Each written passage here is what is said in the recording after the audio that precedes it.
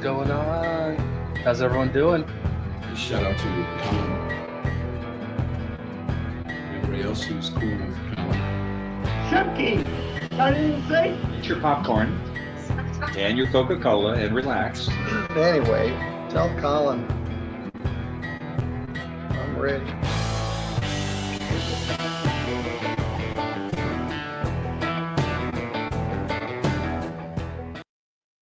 What's going on? This is Colin. How's everybody doing? I hope you're having a great day so far. Happy Wednesday.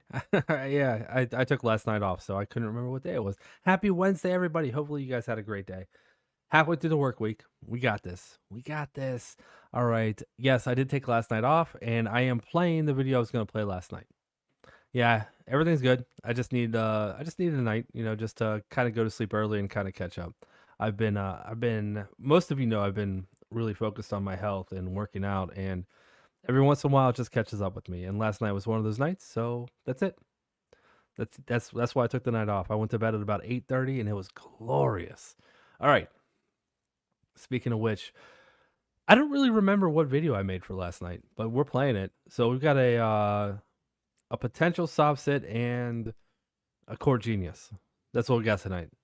But more importantly, Doc Ock is in the house. What is up, Doc Ock? I hope you're doing well. It is so good to see you. So good to see you. And yeah, I am so glad you're here. And yes, Heather also. Heather. It was a good night of getting some rest in. But then I was up at 5:30 this morning, and yeah, right back to it. So No's also in the house. Dang. All right. You guys ready? Before I hit that play button, you know what to do. Hit the like and subscribe. Do your jump kick backflips. Let's go. Drew, just a minute to go ahead and join us. And then we'll be all set for our final afternoon hearing. Wonderful. All right, welcome back, everyone. We are now ready to begin with the proceedings for cause J3CV2. I just love that SovCit and Idiot rhymes, so I use it. I think it's a fun title. Yes, it is absolutely redundant, but I think it's a fun title. 5-000838, and this is Logan Howell versus WTL 1824 West Slaughter LLC. On behalf of the plaintiff, Logan Howell. Yes. Good afternoon, Mr. Howell. Thank you for being with us. And on behalf you. of the defendant, WTL 1824, Mr. Zhu, are you here for that? Yes. All right. And are you counsel? Are you owner, agent, manager? I'm the property manager over there. Okay.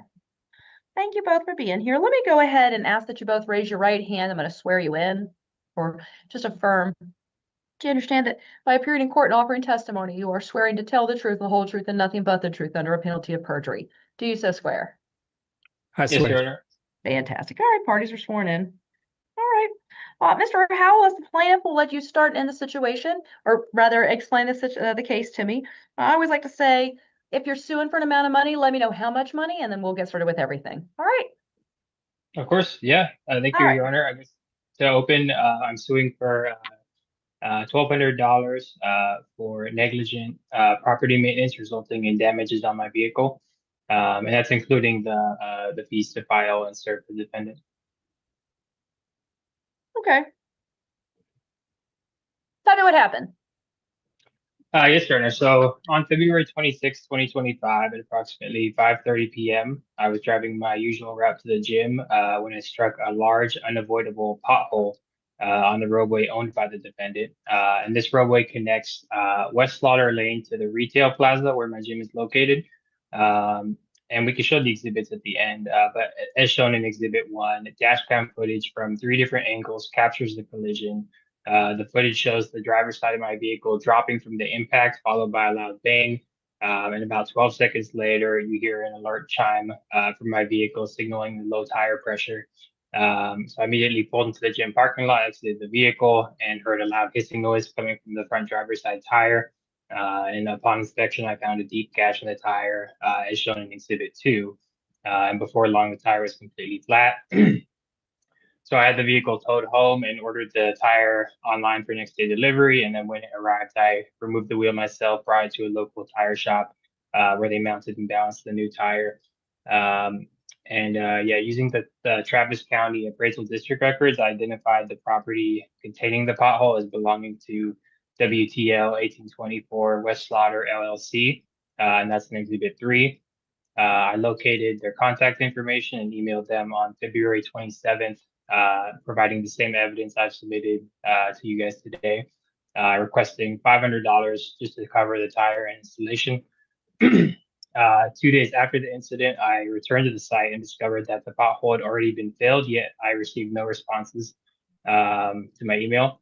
On March 5th, I followed up again to request a response and reiterated that I was prepared to file a claim. And later that day, I received a reply from David, the property manager, who stated that they had conducted an inspection and found no defects in the roadway. And he included a photo of the area in that condition with the pothole already filled, which I've included in Exhibit 4. However, Yes, Doc Ock. I changed the name. I finally did it. Cool with Colin. Yes. this photo showed that the pothole had already been repaired. So I immediately returned to the site and took my own photos, which I've included in Exhibit 5, showing the same freshly filled area. And it is clear in both my photo and theirs that recent concrete work had been done. When I pointed this out, he claimed that no work had been authorized or performed by his team and continued to deny reimbursement. So that brings us to today. I filed this claim seeking $1,200, which includes $460 for the tire, $40 for the mount and balance, essentially installing the tire, $143 to file the case and serve the defendant, and then the remainder for time spent pursuing resolution with David, gathering evidence and preparing for this case. Okay, so the 1,200 was 500 for the tire. How much for the? The caveman. Thank you so much for the 4 months. I appreciate it. That is awesome. Thank you. What is going on here? A reasonable plaintiff? Yeah. Yeah. He's yeah, let's just say he's reasonable. That's the best way to put it. But he brought videos and everything. This turns into an interesting case. Adjustment and balance. $40. Okay, so it's 500 for the tire, 40 for the adjustment and balance. What's the rest of it? Sorry, $460 for the tire and then 40 for the mount and balance. 143 to file the case and serve the defendant, and then the rest is just for time I've had to spend on this case and trying to reach a resolution with David. Unfortunately, we can't give you anything for the loss of time. I understand that you did experience that. That is very, very. Thank you, Clip Clap. Happy Wednesday to you too. Thank you so much for the super chat. I do appreciate it. Yeah, they're about to show video. He brings video, which I'm gonna have to mute because this dude was listening to some really loud music that I can't play. So when they do show the body cam, not the body cam, he has dash cam footage, but I'm gonna have to mute it the entire time. So I do apologize ahead of time, but yeah, can't play that kind of music. Very true. That's just Texas doesn't compensate for that unless it's an extraordinary kind of case. Actual No worries, damage that you get and your cost of court. I definitely understand the frustration of pursuing it, but not a thing. Okay. But No 460 worries. tire, 40 for the adjustment, and then of course your cost of court. Okay. Yes, ma'am. Okay. Got it. Let's take a look at your photos real quick, Mr. Of course. I think it would be best to start with Exhibit 1. So that's the dash cam footage. There's 3 different angles included. It's a 3-way dash cam. It's up to you if you think we should see all of them. Let's see what I can do. Let's take a look. No, it's not gangster rap from what I remember. I remember it more been like Spanish rap, to be honest. Now this case happened last week, so I don't remember exactly, but it was interesting to me. It was a style of music I haven't heard before, but there was definitely rapping in it. Yeah, it doesn't matter. I can't play it. What we've got here. So I see dash cam facing the road, rear dash cam facing plaintiff. Dash cam facing the plaintiff. Do you have one like inside looks at you? I do the one facing outside the vehicle to start, maybe. Okay, let's see that. I see dash cam facing the road. Yeah, there we go. Real quick, I'm curious, where is this located? That must have been your radio in your car. Okay, video up and just started playing. Oh yeah. There's some music in the background. Essentially, yeah, my gym is located in a little plaza, retail plaza. And if you're driving on West Slaughter, in order to get into the retail plaza, you essentially have to make a right-hand turn to get in there. And that What's the road right cross there, street? it's Slaughter and Menchaca, I think. Yeah, Slaughter and Menchaca. In one of the exhibits, I include a photo which shows the exact roads. Wixom for 15 months. Thank you so much, Wixom. I do appreciate it. That's very generous of you. Thank you. Okay. Do you go to the Planet Fitness there at Slaughter and Manchac? The LA Fitness. Is it LA Fitness? All right, I'm going to share my screen. This is the dash cam footage that and I'll let you identify what I'm looking at, okay? Sure, thank you. What just happened?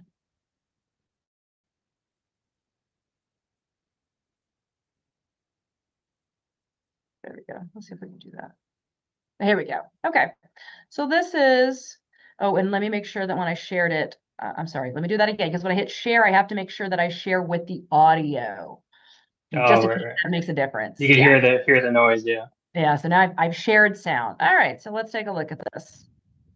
All right, I'm gonna start it from the beginning because it automatically began playing when I opened it up. All right, so Mr. Howell, do you recognize this? Is this dash cam footage that you created?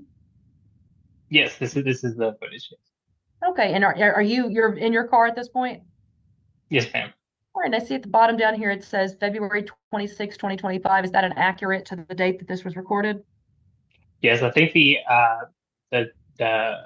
time is 2 hours behind. So I originally lived in Washington State, so I never adjusted that. But so if you just adjust it for 2 hours, the time and date should be perfectly correct. All right, let's take a look. All right, yep. I had to mute it. We can watch, though. We can watch. He's driving down a road. I'm going to try to narrate this. And then, as he's driving down the road, he sees pavement, sidewalk, trees, and it's over. Really, that was it? Mm-hmm. And the other I guess videos just show the exact same thing, but just from different angles. Come on, stop playing music. Yeah, I don't know where the pothole is yet either. No. But just from different angles. All right, let's. Was it lagging? I'm gonna actually turn the sound off because it's not add anything for me. Sure, yeah. Right. Yeah, she which, doesn't. I See the appreciate vehicle. it, it's okay. Can I turn the volume down in this thing? It feels like I should be able to. I'm not sure if it's just on my end. When you play it, it seems like it's lagging. Is it for you as well? It might just be because you're sharing. Might be because I'm sharing, but let's see here. All right, Okay. so here you're on Slaughter. You're driving, you're slowing down, you turn in behind the Walgreens. Where is the pothole? Right there. Oh. You saw the vehicle dip down when I hit it? Yeah, now you keep going, so it's not like you stop to look at it. Correct. I mean, if you watch the one of the dash cam footage facing me, you see my reaction. All right, let's see. But I see. So let's just watch that again. So you pull in, and it's pretty much once you get into the lot. Right, it's right there. It's unavoidable. It's right when you turn in. Oh, I think I see. It's the drainage, right? Right. There's some kind of septic line or some kind of Okay. Right. hoses they run under. So under it's the this ground. area right here, which is directly in the line as you pull in. You can't run into this car, and you've got to go straight. So it's like right here. You're right. It's right across. It's the way. unavoidable. Yeah. All right. Let's take a look at the next one. Okay, now this is, what am I looking at here? This is just the rear dash cam. Oh, this is the rear dash. Okay. Mm-hmm.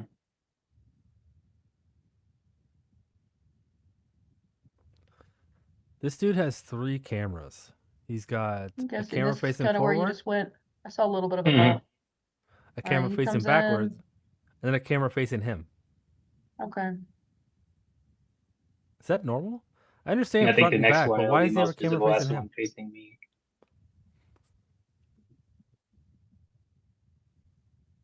Yeah, I see that reaction. Mm-hmm. And in the video, you can hear the loud bang.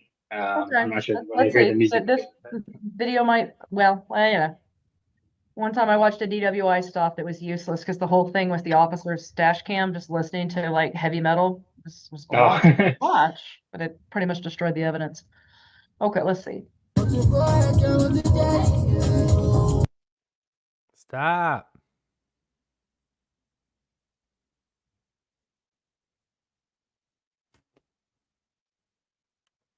Yeah, right. I understand why if you did, Uber or something, you would want something in your car. I get that. Or chime on. It's the kind of in the first video we watched, that was the chime at the end.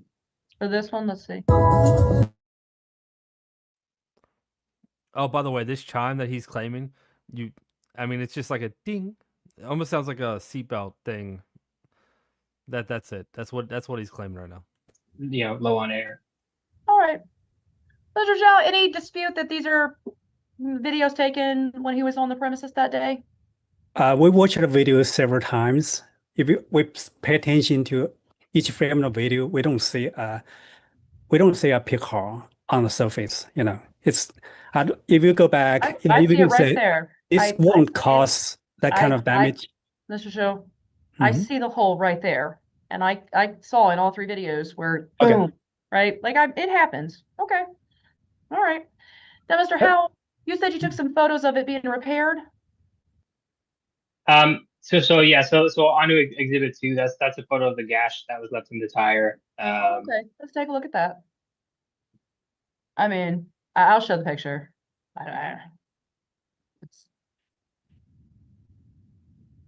Okay. Yeah, you can kind of see. All right, and then this is exhibit 5. Yes. So exhibits 4 and 5. So this was like I said, 2 days after the incident. I think this was on the 26th. That'd be the 28th or whatever. I returned and saw they already filled it, and he hadn't responded to my email at that point. It wasn't until March 5th that he responded and sent the photo, essentially.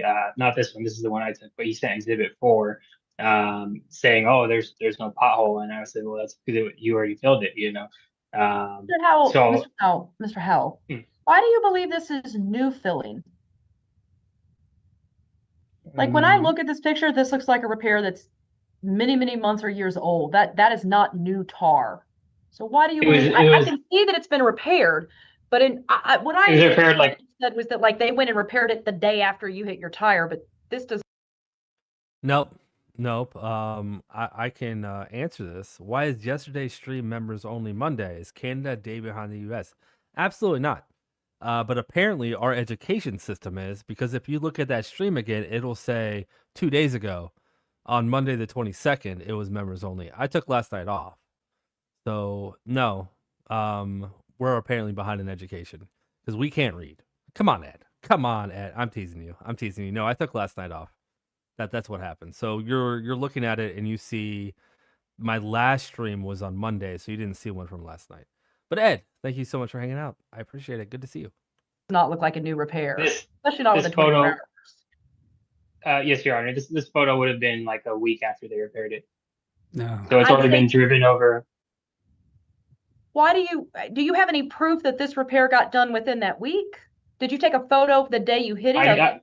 I should have that day, but yeah, I did not. I'm just saying, I look at a lot of these things. That does not appear to me to be week old pavement. I mean, you could see it's darker than the rest of the concrete around it. It's been driven over for a whole week straight, at this point. But I understand,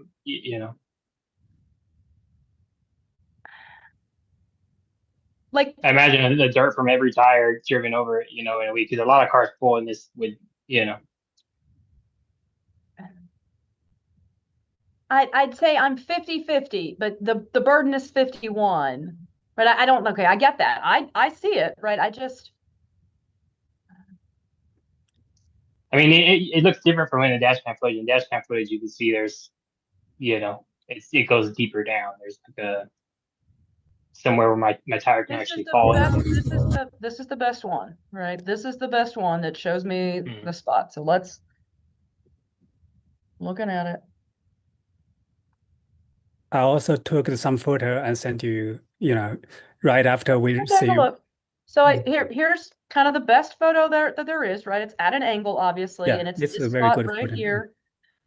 I don't see any obvious holes. What I see is dark patches, which really does match entirely with what you showed me, the dark patches on it, right? That looks pretty I'm not seeing dark, your screen for darker, some reason.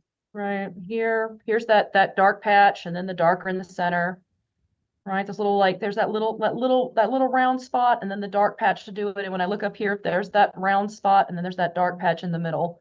So those appear to me to be the same thing. Your Honor, I can't see if you're sharing the photo. I still see the Right. Exhibit 5. That's what I'm looking at, Mr. Howell. Oh, okay, right. I So apologize. when I'm looking at Exhibit 5, right, you see with my mouse, do you see I'm circling this little thing up here, this little circle up here? Yes. Okay, so like this part right here, I'm noticing where I put a little line over it. When I look at your video, can you see the video now? No, I still see Exhibit 5. Oh, okay, I have to physically change what I'm sharing. I'll show you. So when I'm looking at that photo of what you took, right, of the patches, when I go back to your footage, it appears identical. See, there's that circle and that other circle and then that dark melange. Those appear to Right, be the same thing. I don't see any. correct. I don't believe that's the part I struck. I think it's the part before it. You can see there's this groove that runs right along before that one that you indicated in the photo. There's a long groove that runs along this, I guess, septic path. And so, Mr. Howell, let's look at the other photo you took, because I think that groove is still there, but I don't, that's right in here. And it also doesn't appear to have been recently filled. It looks like multiple part patches that they've done on this not great area where they have the drainage. right, in the bottom photo, I believe the part I struck was this that kind of that runs along that line, that dark section. I believe that was what was filled. I wonder if I can draw on the screen. I see what you're saying here. This part right. Yes, that part. Yes. I got it. Yes. And Mr. Howell, I have seen lots of these things, and I've seen a lot of pavement. I can't find more likely than not that is a new thing. It appears to me at best to be likely. I guess we have to consult with a construction professional to say for certain, but the dash cam footage either way shows the vehicle dipping down. You hear a loud bang. I clearly struck something. I mean, you could hit a stone.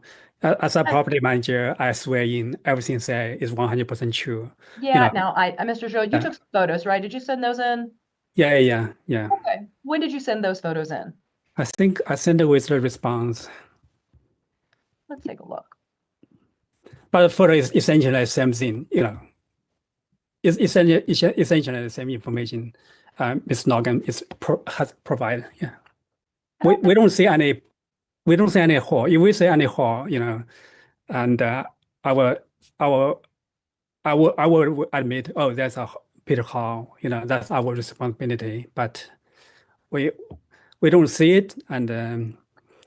Mr. Joe, we didn't receive any photos. We just got a written response. It's essentially the same. It's essentially the same. I have it on my computer. You want me to share with you? No, I mean, I see the photos. I just I'm not seeing.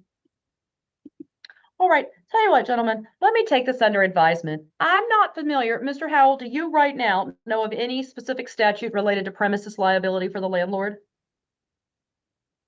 At the time I was preparing this case, I did, but essentially, I know you're required to maintain.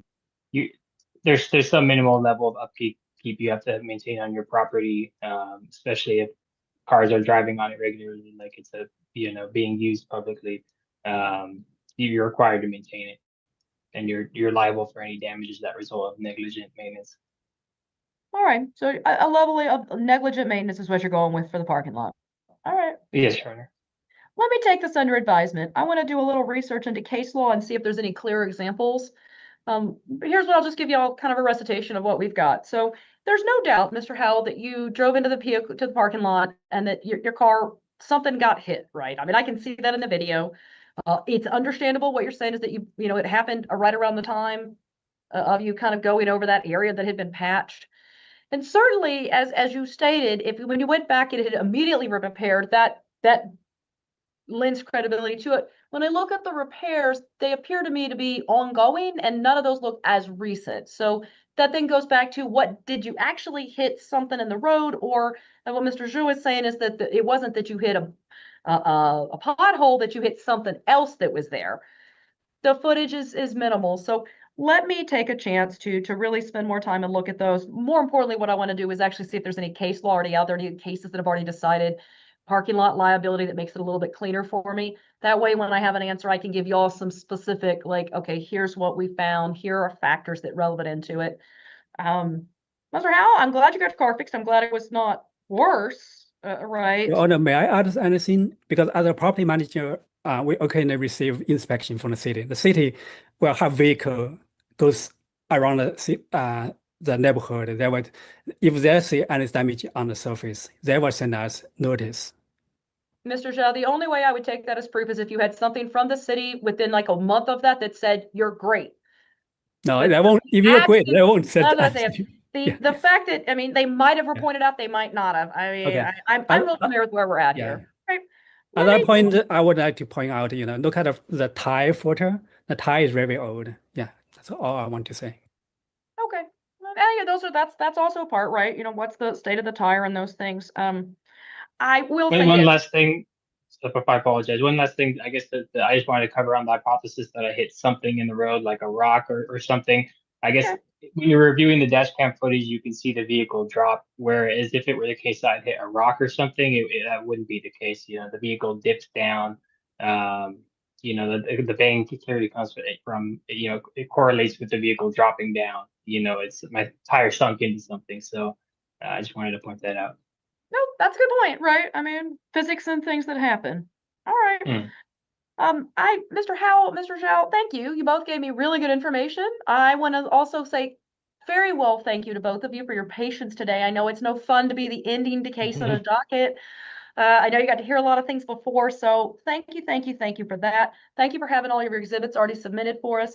When I take it under advisement, typically that means I use about 5 days. I don't think it's going to take me more than the end of the week to be able to get that result, although I am going to be out tomorrow with some clerks at a conference, but by end of Monday, you'll definitely hear from me, okay?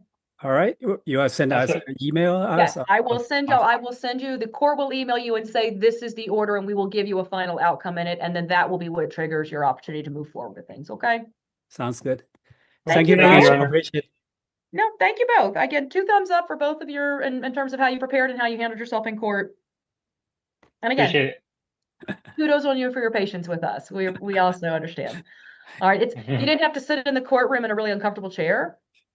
Yeah, it's good to be remote. Yeah, I got a flat tire on a road hazard before. It was a pothole. And I hit it just at the right angle, and I got a hole in my tire. And I had fairly new tires. They were less than like 2 or 3 months old. And I put the spare on it, took it back to the tire place, and they actually labeled it as road hazard. Now, I didn't have any like insurance on my tires, but I don't know if it's because I bought the tires from them, but they replaced it for free. They just labeled it as a road hazard, and then like I said, I didn't pay a dime. So I don't know how that works. I really don't. And for a while, I thought like, oh yeah, if it's a road hazard and you take it in, like you get the tire replaced for free. No, that's not how it works. But for whatever reason, this tire place did it. I was okay with it. I didn't question it. You don't have to take the traffic to go to the court. Yeah. And if you want to have Mr. Howell, be careful if you drive out of our way, because there's nothing but disaster on highway one of the way. Like for real, Yeah. be careful out here. I'll be And careful also, there. if you drive around the city, it's lots of horse on the road. That's kind of why Yeah. Anyway, it's not probably not really relevant. Yeah. There's no way I get home. I drive down Slaughter Lane, and the entire of Slaughter Lane is being torn up all the way in front of Bowie High School. So my entire drive is just construction zone and school zones. I know what you mean. Yeah. A lot of audiobooks. All right. Yeah, I might have. I didn't know. I don't remember saying yes to it, but all I know is I got a free tire. So if I did, it saved me some money.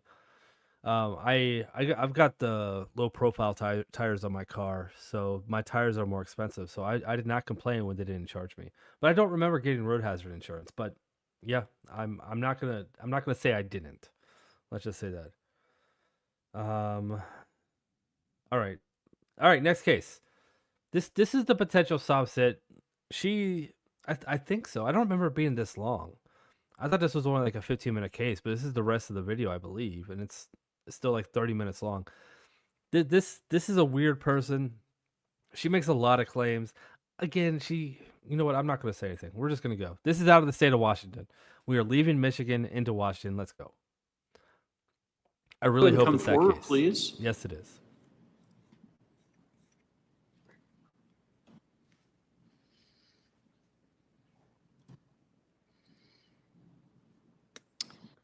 And Ms. Benedetto, I'm going to go ahead and have you have a seat right there. Please make sure the microphone is in front of you and the green light should be on. That's really important so that we can make sure that everything that...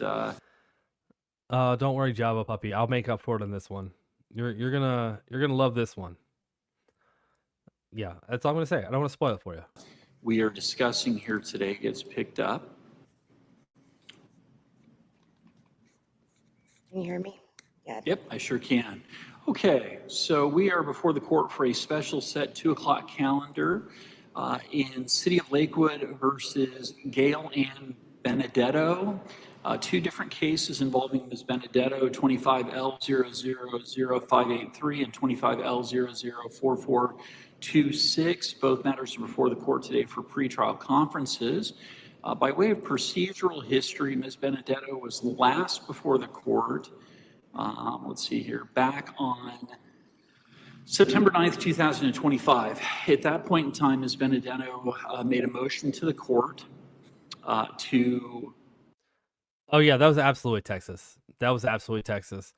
We were talking about potholes in Michigan in the chat, so that's why I had Michigan in my head. No, Judge Holmes is not Michigan. She's right outside of San Antonio. No, where is she? Maybe outside of Houston. It doesn't matter. She's in Texas. Okay, let's go.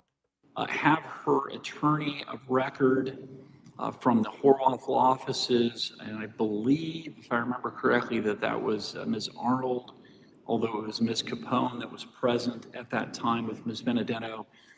Ms. Benedetto made a motion to assert her constitutional right to represent herself and to proceed pro se.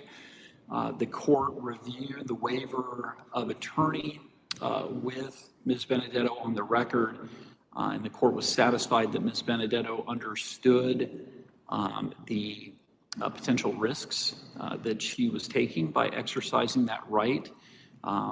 Nevertheless, Ms. Benedetto maintained her request to proceed with representing herself, and the court granted her request to do so. Ms. Benedetto then, towards the end of the hearing, and that was on a regular pretrial conference calendar where a number of other matters were waiting, Ms. Benedetto made a further record that while she wanted to represent herself, she wanted to have standby counsel appointed to represent her. At that point in time, Ms. Capone, I don't know what her terminology was, but she essentially chose not to make a record, is my recollection. I could be wrong, but I believe that's accurate.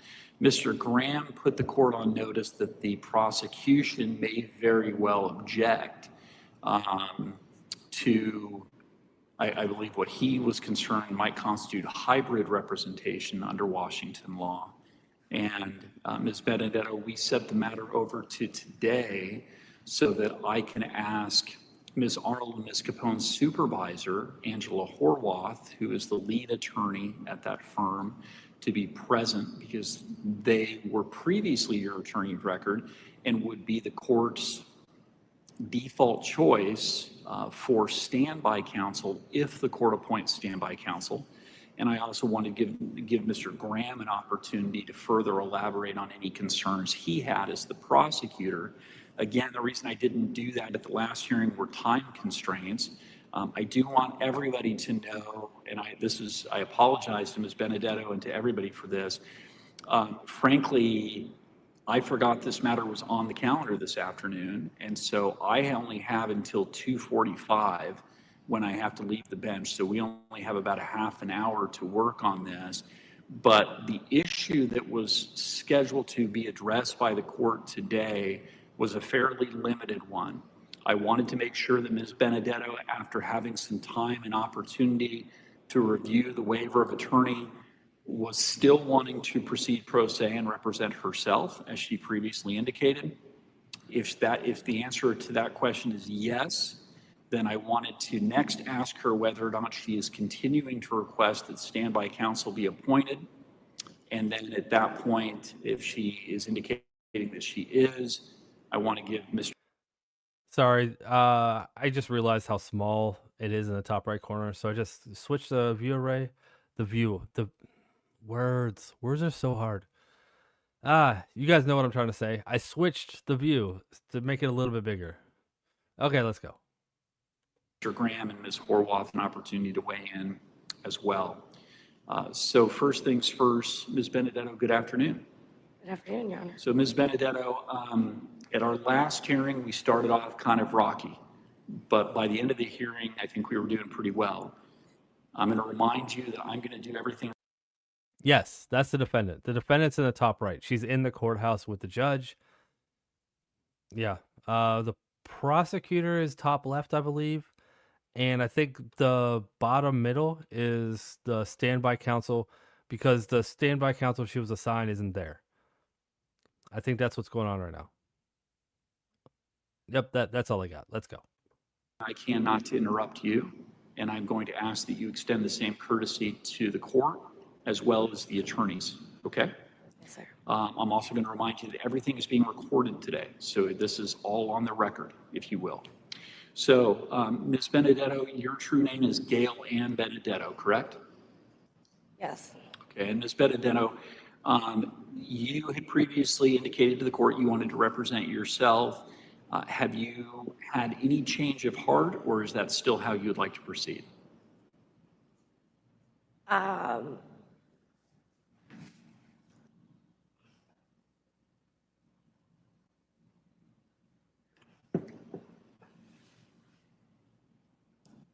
I question how we can proceed because I just feel like I think the term is fatal defects in the process, such as the 48 hours to have the procedural due process, right?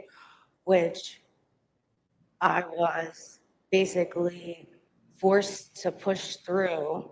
So I was denied the right to question the arresting officers as to their training or what exactly did Mr. Graham, under a penalty of perjury, say that he feels he has sufficient evidence beyond a reasonable doubt that I've done these things that I'm not guilty of. And in all actuality, I was the actual victim on both of those occasions. And I would ask the court to investigate the address because I'm not the first one. I know of at least another woman before me. Her name was Stephanie. I don't remember her last name, but it's a pattern. And I don't know how deep it goes. But I just want to also put the court on notice that I've already been violated by my country to the betrayal of giving your citizens that you don't have any business arresting, putting them in a tribal jail that's 98% American is not tribal. It's money laundering or whatever you guys want to call it. It's fraud, and you just push everybody through. The fact that 2 different lawyers gave me the same script both times shows that that's your process and procedure, is to habitually and continuously deprive these people of their rights. And then for Nisqually to make me leave in 46 degrees raining weather on March 20th with no shoes, nothing but a small dress. I had no wallet, no phone, no nothing. I was passed out in my Jeep, completely unconscious when the police officers arrived. They didn't witness me doing anything malicious, and I did not do anything malicious. I had no malicious intent, and you will not be able to prove that beyond a reasonable doubt. So for him to lie and say that he has it, and for you to just continuously sign off.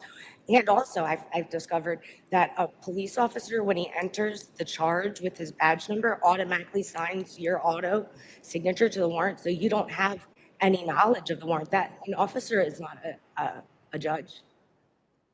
I mean, your whole thing is just, it's not going to hold up. And I would just move to a jury. I need my peers. I'm not going to accept fines. I'm not going to accept probation. There's no way we'll come to an agreement. I need my peers to say that you guys. So Ms. Benedetto, And it's been over 90 days since the malicious intent. I didn't get my 48 hours. I had 2 public pretenders. So if you continue to work with them as your go-to,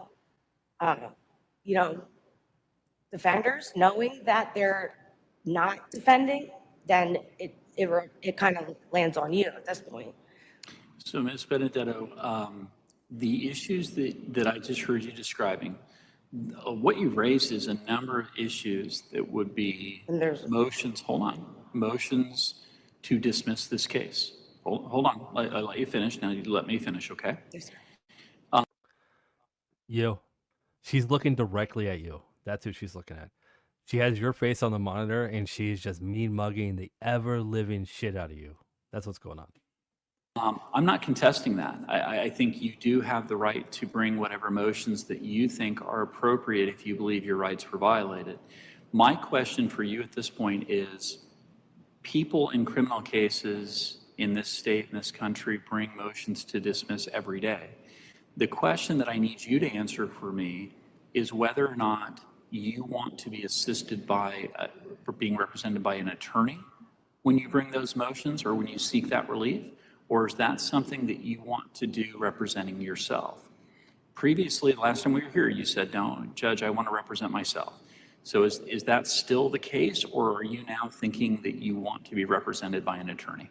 I mean, if you have a competent attorney who is going to do their job like they took an affirmation to do, not Horvath or however you pronounce it, obviously her law firm has failed me twice, so I shouldn't be obligated, and I'm not obligated to accept any representation, especially from people that don't represent anybody but themselves. So remember that, well, I shouldn't say remember. So under Washington law, if you qualify for representation at public expense, you don't get to choose your lawyer. Right. Now, I have appointed an attorney to represent you previously. You indicated that you did not care for that representation and that you wanted to represent yourself. The other option that you have is to hire your own attorney, and you do have a choice when you hire your own attorney who you hire to represent you, but you obviously have to have the means to hire an attorney. That's a good question. She's I don't know. She's right on the borderline of a SovCit. I don't think she's really a SovCit. She's an idiot. But she's right there in the gray area. So that's why the video is called SovCits and Idiots. You decide which one she is. Is it both? Maybe. So one or the other? Maybe. You guys decide. Attorney. So I can give you time to try and hire an attorney if that's what you want to do, or you can proceed with representing yourself. Yeah, that's probable. He probably mislabeled the video. Just saying. Or you can be represented by a court-appointed attorney, assuming you continue to qualify, but you don't get to pick that attorney, right? That attorney is picked by the court. So you may not like the choice, but that would be how that process would work. So knowing those three options, you can either hire an attorney, you can represent yourself, or you can take a lawyer that I appoint to represent you. Do you know how you want to go forward? I have looked into different avenues, and nobody has so far wanted to, I guess, take on the case. But also, I need at least 14 court days, I believe, per the rules to actually file the motions. So I wasn't even given enough time, which is why I brought them, because it said that if I didn't file it in the right amount of time, I could submit it for you to, I forget the word, but basically to go over a review in court. But I probably don't have the whole thing exactly perfect, how it's supposed to be heading wise and stuff like that. So I do need more time to prepare proper, I guess, notices or motions, although I don't feel comfortable moving anything because I don't think that anything can move. I mean, like, literally have probably 10 or 20 violations that I can just name them, that you guys, your own rules that were not followed. So how can you, in your official capacity, knowing your oath and knowing the Constitution, right? How can you proceed like, just like, what's Washington Constitution Section 1? What is that? Do you know that? Washington State Constitution Section 1, you know? So, Ms. Benedetto, I think I understand the point you're making. I mean, what you've said is you don't believe that the rules have been complied with and that your rights have been violated. I understand that. Well, not just my rights, but like. Right, I get that. RCW 1031-100, unlawful warrantless arrests. RCW 69.50.506, warrants required for drug cases. RCW 10.0.1115, accurate and correct. Oh yeah, I forgot about that. Your officers, or somehow the court has misrepresented and fraudulently made up a Washington driver's license for me, which I don't have. And I beg you to show me my picture card, my paying for it, my signature for any kind of thing with the driver's license people. I don't have any contract. I'm not a commercial driver. I'm a Pennsylvania resident, as a matter of fact. I'm actually Pennsylvania Dutch. So I'm like, you gave a pilgrim to the Indians, like literally is what you did to me. Like, that is just, I mean, I just can't get over that. There's no way that that is okay. So, Ms. Benedetto, you're wanting to So they lied on police reports. Hold on, don't interrupt. Please don't interrupt me. Sorry, I apologize. So we're getting ahead of ourselves again. So you've identified a number of issues that you obviously feel very strongly about, and I respect that. The question that I need to figure out before we start dealing with those issues and dealing with those claims is whether or not you want to raise those issues and those arguments to the court by yourself, or you want to be represented by an attorney. So last time we were here, you said you wanted to do that yourself, but you were requesting standby counsel. Ms. Horvath, is she willing to do it herself, to put herself behind the name of her company? I have no idea. The first thing that I need to know is whether or not. Because if she'll do it, I will give her a chance to redeem herself, and maybe I won't file bar complaints against those two attorneys of hers, if she can actually do her job. So, Ms. Benedetto, I will tell you. Otherwise, they all go down. I will tell you that threatening to file bar complaints against an attorney doesn't do any good. Your attorney is somebody who is going to assist you and represent you in a case, but threatening them with bar complaints typically is not a good way to develop them in jail over the weekend, like that person. Oh yeah, they didn't want to go. I'm sure they refused to go talk to you today. You believe that? So, Ms. Benedetto, what I think I hear you saying is that you are not wanting to change what you represented to the court previously. I have to represent myself. Okay, which is that you want to represent yourself. Now, I don't want to. That leads me to my next question, which is whether or not you are still requesting that an attorney be appointed to be your standby counsel. I stated what I wanted. I'm sorry? I think I stated what I wanted. I'm sorry, I couldn't hear you. I would like Ms. Horvath herself to represent me. Okay, well, now hold on, Ms. Horvath, you understand that a standby attorney. Is she even an attorney? Hold on, please don't interrupt me. Remember that a standby counsel does not represent you, right? Because what a standby counsel does is tries to give you pointers or answer questions that you may have about legal procedure or rules of evidence, but they do not represent you because you have chosen to represent yourself. They're simply there to try to help you in certain limited ways, but they do not represent you because you're representing yourself. So my question to you is, are you still requesting that standby counsel be appointed in that very limited scope where they might be able to help you understand some of the evidence rules, they might be able to help you understand some of the courtroom procedure? Is that what you are requesting? Yes. Okay. Let me begin by hearing first from Mr. Graham. As I'm going to give him, he's the prosecutor, I'm going to give him an opportunity to respond if there's anything he would like to put on the record regarding your request for standby counsel. I am then going to give Ms. Horwath an opportunity to weigh in as well. Mr. Graham? Yes, Your Honor. Standby counsel is not a right. Ms. Benedetto can choose to hire standby counsel if she chooses to do so, but she does not have a right to have standby counsel at public expense, and so the city would object to appointment of standby counsel at public expense. Thank you. Ms. Horwath, anything from you?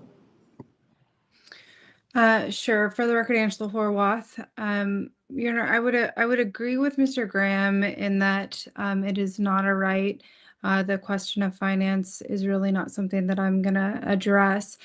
In regards to whether I think it's appropriate, I've never been standby counsel or never been familiar with standby counsel at a pre-trial stage.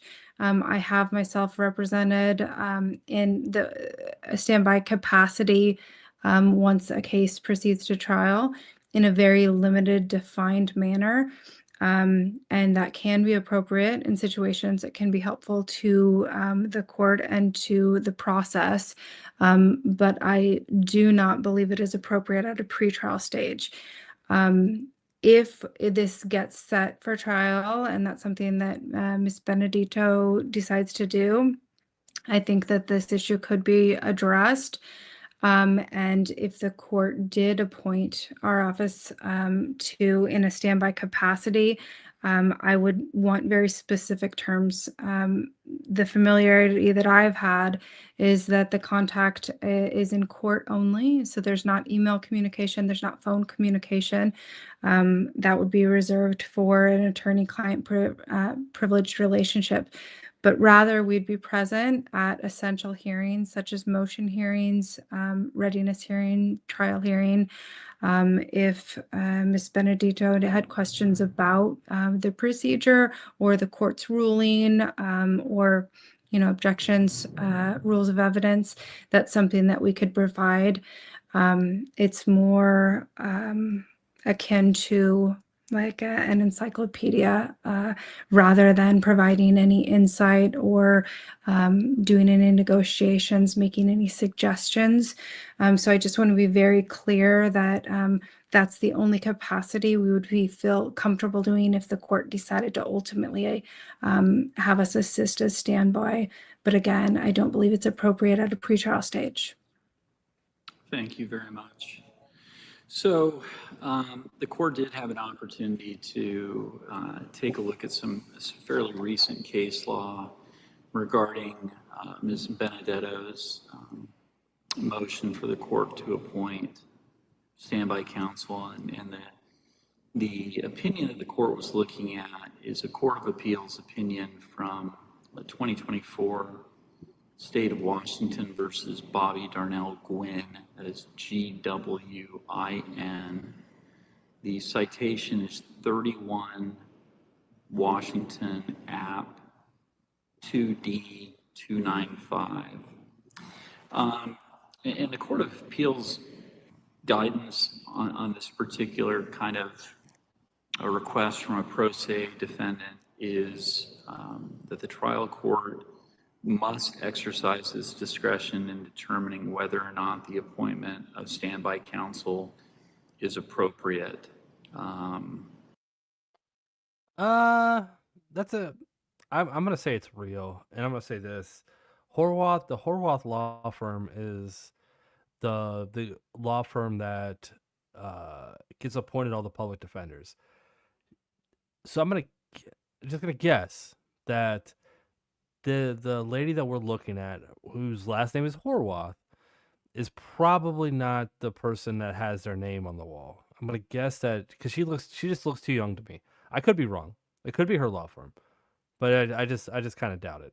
So I'm gonna guess that she's in someone's office that her one of maybe a father owns.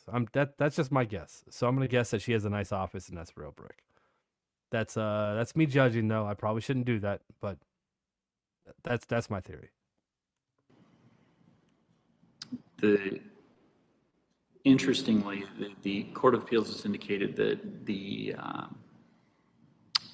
request for standby counsel from a pro se defendant falls under Article 1, Section 22 of the Washington State Supreme Court, or excuse me, the Washington State Constitution, that provides that pro se defendants receive reasonable access to state-provided resources, which can include standby counsel in some circumstances. Some of the factors the Court of Appeals indicated that the court is to consider, which includes all of the circumstances surrounding the situation. It's not an exclusive list, is the nature of the charge. In Ms. Benedetto's two cases, there are two charges. Case number ending in 4426 is a charge of knowingly possessing a controlled substance, a gross misdemeanor, I believe. Yeah. May I say that I do have a complete defense for that as well, because I was involuntarily drugged and kicked out. So I didn't knowingly possess anything. And if you're referring to THC, vape pens, that's legal. Hold on, Ms. Benedetto. Try not to interrupt me, okay? The second charge is malicious mischief in third-degree domestic violence, which in courts of limited jurisdiction, the domestic violence gross misdemeanors tend to be more towards the more serious end of the spectrum on charges before courts of limited jurisdiction. So that's one of the factors the court's supposed to consider. The court's supposed to consider the complexity of the issues involved. Relatively speaking, I don't think the charges here or the elements of the charges are particularly complex. The orderly administration of justice, I am a little bit concerned about that. I think Ms. Benedetto obviously has some very strong feelings about this, and so I am a little bit concerned about her ability to represent herself and maintain order and decorum within the court. So that is a concern of the court. Fair allocation of judicial resources, that is something that does concern me, that I think weighs in favor of not appointing standby counsel, because frankly, the attorneys that represent clients at public expense in this court are already very busy. And so for me to appoint one of them to be standby counsel for a pro se defendant who has made a knowing and intelligent decision to proceed pro se, that is a little bit concerning to the court. And then finally, the Court of Appeals notes the court should consider legitimate safety and security concerns and the conduct of the accused. There's nothing that I've seen from Ms. Benedetto that causes me to be concerned that she poses a risk to the safety of the court, the attorneys, or court staff. Ms. Benedetto, as I said, she has some pretty strong feeling that her rights have been violated in these cases, but at no point have I considered any of her statements or her behavior to be what the court would consider to be threatening in nature. So those are some of the factors that the court is supposed to consider in determining whether or not the appointment of standby counsel is appropriate. I'm also mindful of the argument that's been made by Ms. Horwath, which is standby counsel really is for the purposes of assisting with understanding procedure and rules of evidence and things like that, to assist a pro se defendant in a very limited capacity once it becomes clear the matter is proceeding to trial. And we're not there yet. So at this point, based on all of those factors, Ms. Benedetto, I am not going to appoint an attorney as standby counsel in this matter. These are both relatively minor criminal charges as criminal charges go. I think you do have the ability to articulate and make your own arguments as you have been doing. And If we get to a point where it appears that these matters have to be resolved by way of jury trial, then at that point in time, the court may very well reconsider the decision. But at this point, I don't, and I do agree with Mr. Graham, under Washington law, there is no constitutional right to standby counsel. I am going to decline to appoint standby counsel at this point. Now, Ms. Benedetto, what that means is we are now at the point where you are going to be representing yourself as you've requested, and that's a right that you've exercised. If at any point in time you change your mind and you decide you want to be represented by an attorney, please let me know, okay? The next step that we need to take in your case is what's known as a pretrial conference. Now that we've sorted out that you are going to be representing yourself. And hold on one second. And what I want to do is take care of a couple of housekeeping matters. First and foremost, have you received discovery in this case? I have not. You have not. Okay.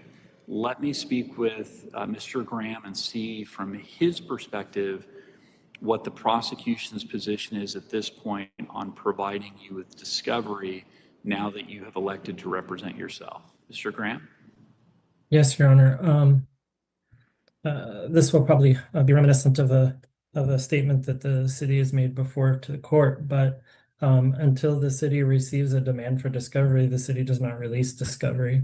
We have not received a demand for discovery from Ms. Benedetto yet in writing, and so once we have done so, then we would release it. Okay. So in this particular case, Mr. Graham, I ordinarily, I think you're right on. I'm going to make an accommodation for Ms. Benedetto, and I'm going to not require you to file that demand for discovery. We will go ahead and allow this hearing to serve as notice to the city that Ms. Benedetto is requesting discovery. And so, Mr. Graham, I guess the next question for you, sir, is how does your office want to provide discovery? Does the city want to mail that out to Ms. Benedetto, or did the court, or excuse me, did the city want to prepare a discovery packet that she would be able to come by and pick up? How does the city want to handle the logistics of ensuring that discovery materials have been provided to her? Yes, Your Honor. In this particular case, it's probably going to be simpler if the city were to mail Ms. Benedetto the discovery, just because then otherwise it requires coordination of letting Ms. Benedetto know it's available. I can't say that it's going to be done in the next day or two. I don't know from my staff's perspective how quickly they can get that matter done. Usually I expect it would be done probably by the end of the week. But I can't be 100% certain without digging through these cases to see if there are any videos that have to be then put onto various media and things like that. Sometimes that takes time.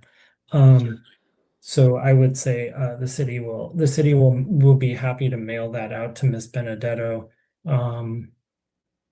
I'm just trying to verify whether or not what the address is to use, because I assume it would be whatever address has been provided to the. Yeah, Ms. Benedetto, if you are comfortable, do you mind going ahead and reading into the microphone the address that you would like that discovery mailed to you? It needs to be a good address where you are confident you will receive whatever materials are sent to you. Yes, Your Honor. It's Yeah. I'm ready. Don't worry. I got it. The second they said the word address, I woke up. I'm starting to hit a wall. I'm just watching and listening. Yeah, I probably should be paying more attention. But yeah. All right, let's go. Washington 98408, and that is Why is it taking her 5 minutes to give her address? Yeah. My early wake up time is starting to hit. Yeah. It's an hour later here, so it's shortly after 10. 211 and C4 is the Before, She is still giving her address. No, not to see air. I went to bed. I went to bed at about 8:30 last night. So I've been up since about 5:30. So it's just hitting me. It's been a long day because I woke up early, right? Washington 98408. That's correct. thank you, Ms. Benedetto, and thank you, Mr. This may be a silly question, but does the discovery, is that what's the bill of particulars? And does that include the audio recordings of me and the public defenders from Nisqually? Or how would I go about getting that for my evidence? So the recordings that was on the record with you and your prior attorneys, you would be requesting audio files of court proceedings from the court counter. You would go out here and ask the court. Hey, this court doesn't delete. You can go get it yourself if you want, but not on my channel. I have faith. You can get it. Clerk, they would have to look up the dates and times, and then they could provide those recordings. Oh, it's available through the website, apparently. Really? Yeah, I learned something What every day. website? Do I have to accept any terms like, like no, what do they call it? Like if you make an account, then you're giving us consent that you will have no expectation of privacy as far as in your phone, No, like in the privacy stuff. no, I don't believe Pennsylvania that has is stuff the like that. case. It is simply you are requesting information, and that information is being provided. You don't have to make an account in order to like. I don't believe so. And if that turns out to be the case, I've used it before, Your Honor. It's just clicking on the website. There is no account required. thank you, Mr. Graham. Okay, and so what we need to do at this point, because I am running out of time this afternoon, Ms. Benedetto, we have speedy trial in your case, and let me take a quick look to see when speedy trial runs. I mean, it's already over for the first one. No. That was in March. How can you have a speedy trial when it was in March 19th? So currently, speedy trial in your case, oh, that's the wrong case. Let me find that case number. Your Honor, do I have permission to exit? Is there any Yes, other Ms. need? Horwath, I apologize. That's okay. At this point in time, Ms. Benedetto's motion to proceed pro se has been granted. The court is not appointing standby counsel at this time, so your firm has withdrawn or I should say has been removed as the attorney of record. So yes, you are excused from future proceedings at this time. Thank you. Have a good day. Thank you. So let me pull that up very quickly because I did look at this in preparing for Ms. Benedetto's hearing today.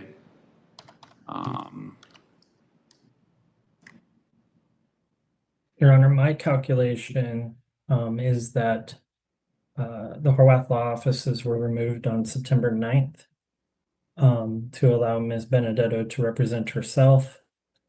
And so 90 days from September 9th would be December 8th. I think that's Ninth correct. is already way more than 90 days after March 19th. So hold on one minute. And I have a screenshot where it says those charges were cleared, and I paid the $200 for the window, and I didn't need a court to tell me to do that. I don't owe anybody anything. So Ms. Benedetto, what I'm looking at is just the most recent court order, which I believe contained a speedy trial waiver. Yeah, I did. And it set as a commencement date, the date that Mr. Graham indicated, because that was the date that you elected to proceed pro se. And so, yeah, so speedy trial currently expires in your case on December 8th, 2025. Now, the reason I bring that up is because... The day before court, it expired. I'm sorry? The day before court, it had expired? No, the speedy trial expiration date is under the court rules. And so it's when you're out of custody, it's 90 days from a commencement date. And so the most recent commencement date is the last time you were in the court and you said, I want to remove my current attorneys, and I want to represent myself. Under the court rule, that date was already beyond the threshold, was it not? well, it was ongoing, but that action. It wasn't not ongoing, it was cleared from my understanding. I have screenshots, and I even have an email back to me from Pierce County saying that they didn't have anything, they didn't see anything. So Ms. Benedetto, I'm just letting you know what it looks like in the court file right now. If you want to challenge speedy trial at a later time, that is a motion that you can bring along with the other motions that you're indicating. Yeah, if you want to say, no, that is not my speedy trial time, it's been improperly calculated, you can do that at a later time as well. But what I want to do right now is make sure that as it currently exists, we are protecting your speedy trial rights. And so That have already been violated, you're protecting the violation of my rights? well, And isn't it RCW 9A.48.090 and 9A.04.1110 defining the malice that the officer has to witness the action and be able to say independently that the intent of the malice was there? Your officer cannot do that. so Ms. Benedetto, we're not getting into the merits of that today. These are things that you're going to have. He really needs to just dismiss the case. This is ridiculous. You're understand. wasting everybody's time. Your Honor, I've been very patient with Ms. Benedetto, and the reckless disregard for what the court is asking of her. But at this point, the city is objecting to the routes she seems to continue to go down. And I note that objection. And Ms. Benedetto, this is one of those where there is a procedure that has to be followed, that attorneys are held to that standard. And because you are a pro se defendant, you're held to that standard as well. So what we're going to do at this point in time is we're going to set a pretrial conference in your case. A landlord got a judgment against Judge Holmes? I got her docket from yesterday. I don't think I've watched it yet though. That sounds like a good one. Yeah, I'll check it out. Thank you so much. And at that next pretrial conference, Ms. Benedetto, please don't interrupt me, okay? It's 48 hours if I'm detained. You had 48 hours. Ms. Benedetto, That's been gone. I do not want you to interrupt me. At the next pretrial conference, which we are going to set, and we're going to set it here fairly quickly. Let's see, today is the 23rd of September. Or no, I'm sorry, today is the 22nd of September. We're going to go ahead and set this for a pretrial conference on. Can we go straight to the jury? Well, we're gonna get there. We're gonna get there. We're gonna go ahead and set this for October 9th at. Daryl, do we have available time on October 9th at 3 p.m.? We do. Okay, let's go ahead and do October 9th at 3 p.m. And that will be the next pretrial conference. Now, Ms. Benedetto, let me tell you what I expect at the next pretrial conference, okay? By then, you should have received the discovery in the mail, okay? So you should have had an opportunity to review all of the evidence that the prosecution is relying upon in these two cases. Number two, I object. That's not enough time for me to file anything. October 9th from today, that's not 14 court days. That is, let's see, 8 days, so plus 9, that is 17 days from today. Court days? It doesn't have to be court days, I don't believe, but it's 17 days from today. And so what I would like to do at the next pretrial conference. And I won't even have the discovery. Hold on. Right, and draft all of my. Hold on one second. I want, at the next pretrial conference, I would like you to be able to confirm that you've received all the discovery and you've reviewed it. Okay, so you got it in the mail. And I want you at that point in time to be prepared to file motions for, on whatever grounds you believe that you're asking that this case be dismissed. You've previously indicated a number of rights that you think have been violated. I want you to reduce that to writing, so that the prosecution has an opportunity to respond and I have an opportunity to read whatever authority you would like the court to consider. And then at that time, we will discuss when or if we are setting this matter to hear those motions or setting it for trial, okay? I have a supplemental affidavit questioning the legality and equal protection. And I have something else. I don't know what they're. Yeah, and those are all things that you're going to be able to file at the next pretrial conference. Can I file them today? I would like you to have the discovery before you file motions, because I'd like you to know what the evidence is against you. Not really much more of an affidavit, but omnibus, I guess, to abate. Yeah, so we don't do omnibus hearings. We do what's called pretrial conferences, and they're very similar. But that's going to be the next hearing. And enjoin all unlawful and illegal proceedings, including requests for sanctions, redress, and formal objections to procedural substantive violations, breach of official misconduct, which is felonious. Yep, and you will have the option of filing and raising whatever motion that you think is appropriate. No, because you guys don't follow your own rules. I can name 20 of them. Well, and Ms. Benedetto, this is setting the matter for October 9th as an opportunity for you to put down all of those examples that you believe the law has not been followed on, and then the court will rule upon that motion and decide what remedy is appropriate.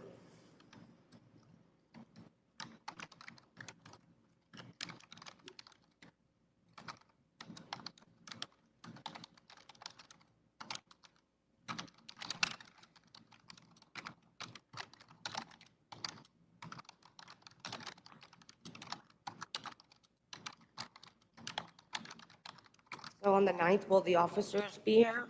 No, it'll be kind of like a hearing today, except that by that point in time, you will have had an opportunity to review the discovery, and then you will need to be prepared to file whatever motions you want the court to consider. Because remember, any motion that you file, for example, a motion to dismiss your case, you have to file a copy with the court. You also have to file a copy with the prosecutor so that they have an opportunity to respond.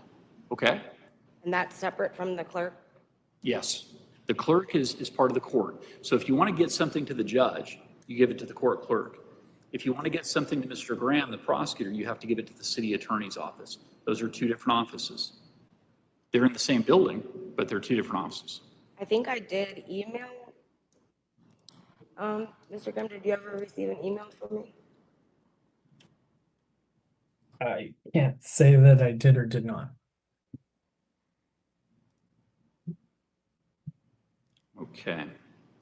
Okay, so now in the meantime, Ms. Benedetto, please make sure that you are complying with all terms and conditions that were imposed by the court, your pretrial conditions at the time of your arraignment.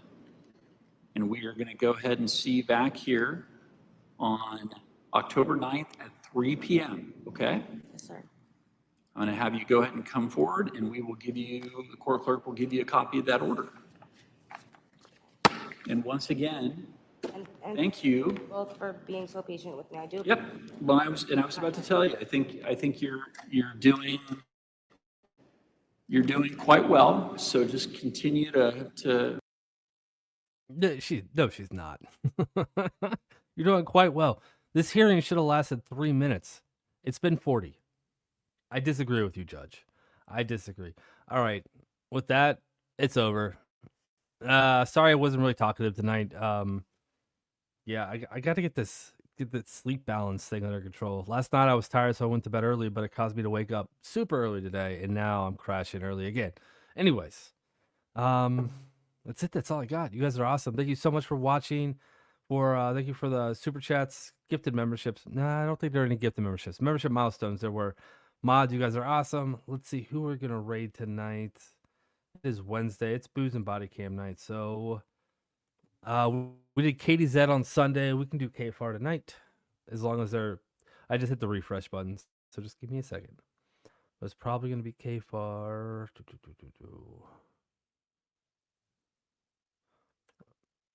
How did I click the button and I already forgot what I was doing? All right. So many buttons. All right. We're set up to go to KFAR. All right. You guys are awesome. That's it. That's all I got. I will see you guys tomorrow. Hopefully. hopefully I'll see you guys tomorrow. I'll be here. Hopefully you guys are too. You guys are awesome. Till next time, bye. Conduct yourself in the way you are, and we will get through this one hearing at a time. And at this point in time, we're going to give Ms. Benedetto a copy of the court's order so she has the next date, and the court is going to be at recess.